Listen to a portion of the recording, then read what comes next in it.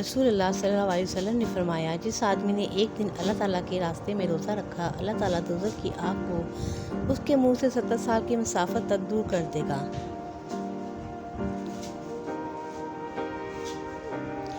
سحری کا وقت استغفار کے لیے بہت موزوں ہے۔ اللہ تعالیٰ کے خاص بندوں کی صفت ہے کہ وہ اس وقت اللہ سے اپنے گناہوں کی معافی مانگتے ہیں۔ اللہ تعالیٰ نے قرآن مجید میں فرمایا، اور وہ سحری کے وقت استغفار کیا کرتے تھے۔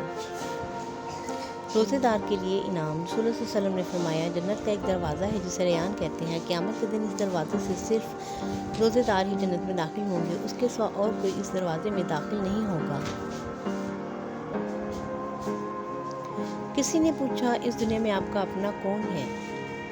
میں نے ہنس کر کہا، وقت اچھا ہو تو سب اپنے، ورنہ کوئی نہیں۔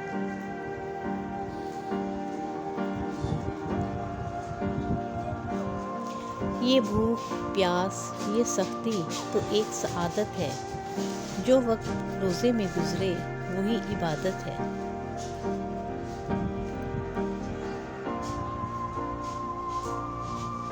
زندگی میں کسی بھی انسان کو اتنا قریب مت کرو کہ وہ آپ کو معمولی سمجھنے لگے۔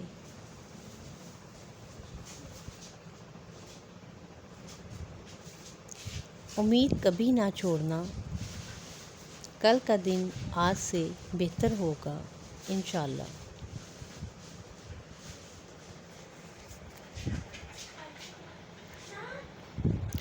نماز کب کام آئے گی؟ فجر مرتے وقت، ظہر قبر میں، عصر منکر نکیر کے سوالات کے وقت، مغرب حساب کتاب کے وقت، عشاء پل صراط کے وقت۔